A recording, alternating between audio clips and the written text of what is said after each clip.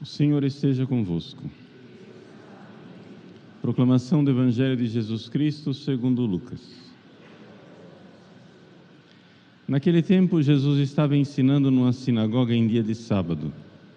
Havia aí uma mulher que fazia 18 anos e estava com um espírito que a tornava doente. Era encurvada e incapaz de se endireitar. Vendo-a, Jesus chamou-a e lhe disse: Mulher, estás livre de tua doença. Jesus colocou as mãos sobre ela e imediatamente a mulher se endireitou e começou a louvar a Deus. O chefe da sinagoga ficou furioso porque Jesus tinha feito uma cura em dia de sábado. E tomando a palavra começou a dizer à multidão: Existem 6 dias para trabalhar. Vinde então nesses dias para serdes curados, não em dia de sábado. Mas o Senhor lhe respondeu: Hipócritas, cada um de vós não solta do curral o boi ou o jumento para dar-lhe de beber, mesmo que seja dia de sábado? Esta filha de Abraão, que Satanás amarrou durante 18 anos, não deveria ser libertada dessa prisão em dia de sábado? Esta resposta envergonhou todos os inimigos de Jesus, e a multidão inteira se alegrava com as maravilhas que ele fazia. Palavra da salvação.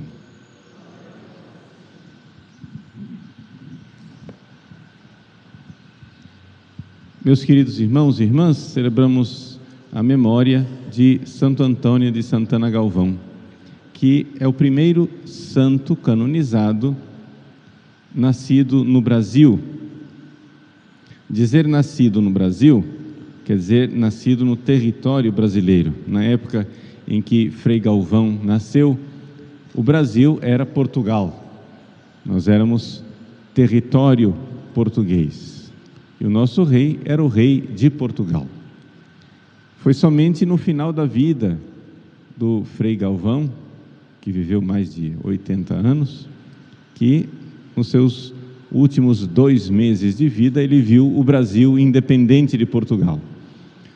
A independência do Brasil aconteceu em setembro e ele morreu em dezembro. Então, é importante a gente se dar conta de que a história do Brasil, ela está verdadeiramente e intimamente ligada com a história de Portugal. Essa é uma das dificuldades que os brasileiros têm de encontrar a sua própria identidade. Nós só vamos saber quem nós somos, nós só vamos compreender quem nós somos quando nós profundamente compreendermos o quanto nós somos portugueses. Ou seja, um adolescente rebelde, ele acha que a sua identidade, ela é a identidade de dizer: eu não sou igual a papai, eu não sou igual a mamãe, não quero saber, eu sou diferente. Então o adolescente rebelde, ele vai e se entrega, né, à identidade do grupo, à identidade, né, da tribo, da gangue, da turma a qual ele pertence. Ele acha que ele é aquilo. É somente com a fase adulta que o adolescente vai se reconciliar com a ideia: não, mas eu devo muito ao meu pai e minha mãe. Espera lá, eu me revoltei porque eu sou um bobão. Eu tenho a minha identidade, é verdade, mas eu devo muito àqueles dos quais eu nasci. Assim também nós brasileiros. Nós devemos muito a Portugal. Nós devemos muitíssimo daquilo que nós somos e principalmente a nossa fé. Nós devemos aos portugueses. O reino de Portugal nasceu para levar o nome de Jesus aos povos estrangeiros. Foi isso que Jesus disse ao primeiro rei de Portugal, Afonso Henriques, numa visão: eu constituirei o teu reino solidamente para levares o meu nome a povos desconhecidos, povos estranhos. Somos nós. Nós estávamos lá desde o início do nascimento da nação portuguesa. Jesus apareceu ao rei de Portugal, dizendo: o teu reino é para levar o meu nome. A quem? Ao Brasil, entre outros povos também. Mas nós estávamos lá. E desde o início, Portugal foi consagrado a Nossa Senhora. Tanto que as terras de Portugal eram conhecidas inicialmente como as terras de Santa Maria. Portugal foi consagrada à Imaculada Conceição de Nossa Senhora. E Portugal, então, consagrado à Imaculada Conceição de Nossa Senhora, viu os seus reis deporem a coroa aos pés de Nossa Senhora da Conceição. Nenhum rei português, depois que Portugal foi consagrado a Nossa Senhora, nenhum rei português colocou a coroa na própria cabeça. A coroa dos reis de Portugal estava aos pés de Nossa Senhora da Imaculada Conceição. E eu estou dizendo isso por quê? Porque o Frei Galvão foi brasileiro, claro, mas membro deste grande país, dessa grande nação que era Portugal, que era o Brasil, e consagrado a Nossa Senhora da Conceição.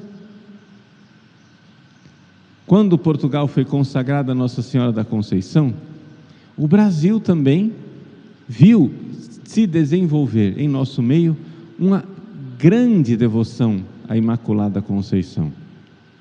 Para nós parece óbvio que nós sejamos devotos da Imaculada, mas nós temos que lembrar que naquela época o dogma da Imaculada Conceição ainda não havia sido proclamado. Então havia ainda, dentro da própria igreja, teólogos que achavam que talvez Nossa Senhora não fosse imaculada. A fé da igreja de 2000 anos nos dizia que Nossa Senhora foi imaculada. Já fazia 2000 anos que a igreja atestava, defendia e cria que Nossa Senhora era imaculada, mas como não tinha um dogma que proclamasse a Imaculada Conceição, aquilo lá ficou um pouco, questionado, porque não se sabia teologicamente como explicar. Se Nossa Senhora é imaculada, como é que Jesus é o Salvador dela?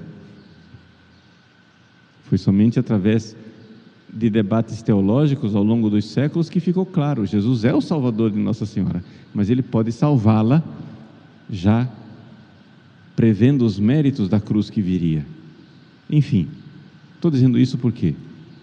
Para que você entenda que na época em que os reis de Portugal decidiram acirradamente defender o dogma da Imaculada Conceição, decidiram consagrar Portugal a Nossa Senhora Imaculada Conceição, pediram que todos os teólogos e mestres e doutores e professores da Universidade de Coimbra fizessem um juramento de defender o dogma da Imaculada Conceição.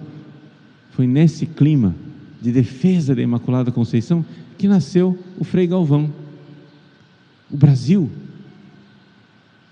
junto com Portugal, tinha sido consagrado à Imaculada Conceição.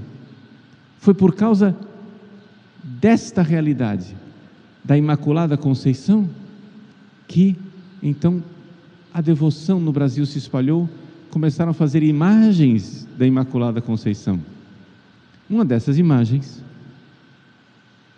da Imaculada Conceição um dia quebrou a cabeça, jogaram no rio e depois ela foi pescada milagrosamente. É Aparecida. Nossa Senhora Imaculada Conceição foi pescada no rio em 1717, Imaculada Conceição, no município de Guaratinguetá. Quem nasceu em Guaratinguetá poucos anos depois? Frei Galvão, grande defensor da Imaculada. Vejam como a história do Brasil faz sentido quando a gente lê o projeto espiritual de Deus Nosso Senhor. o Brasil, deixa eu só recapitular aqui para você não se perder nesse emaranhado de informações. Olha só, lá atrás, Portugal nasce como Terras de Santa Maria. Depois ele é consagrado à Imaculada Conceição. O Brasil era parte de Portugal. Começa no Brasil a devoção, começa não, mas fica mais forte a devoção à Imaculada Conceição. Fazem a imagem de Nossa Senhora Aparecida. Nossa Senhora Aparecida é pescada no município de Guaratinguetá. Começa a fazer milagres. Frei Galvão nasce em Guaratinguetá, no mesmo município. Ele resolve ser padre. Inicialmente pensava em ser jesuíta, mas por causa da perseguição dos jesuítas feita pelo Marquês de Pombal em Portugal, ele decide ser franciscano. A ordem de São Francisco, os franciscanos, eram os grandes defensores da Imaculada Conceição. Frei Galvão começa a defender a Imaculada Conceição com todas as forças do seu coração. Ele faz uma consagração a Nossa Senhora, se entrega a Nossa Senhora e escreve a sua consagração e assina com sangue do seu peito. Frei Galvão, se entregando à Imaculada Conceição de Nossa Senhora, fez a sua consagração, escreveu e no final assinou. Ao invés de pegar tinta, a caneta tinteiro, a pena que eles usavam para escrever, usavam a pena. Eles colocavam a pena na tinta. Ao invés de colocar na tinta, ele colocou no sangue do seu próprio peito e assinou a sua consagração a Nossa Senhora. Defendendo a Imaculada Conceição, ele funda o recolhimento do Mosteiro da Luz em São Paulo, todo dedicado à propagação da Imaculada Conceição. As famosas pílulas de Frei Galvão, pequenos papeizinhos, onde está lá escrito, uma oração à Imaculada Conceição, começa a fazer milagres. Frei Galvão estava pavimentando, estava preparando a história do Brasil independente, para que o Brasil nascesse, sim, independente politicamente de Portugal, mas não espiritualmente desconectado desta herança portuguesa da consagração à Imaculada Conceição. Deus preparou o Brasil para a sua independência em 1822, com a história de total ligação com aquela consagração que tinha sido feita em Portugal, a Imaculada Conceição. Nós nascemos debaixo do manto da Imaculada, de tal forma que quando o Frei Galvão morre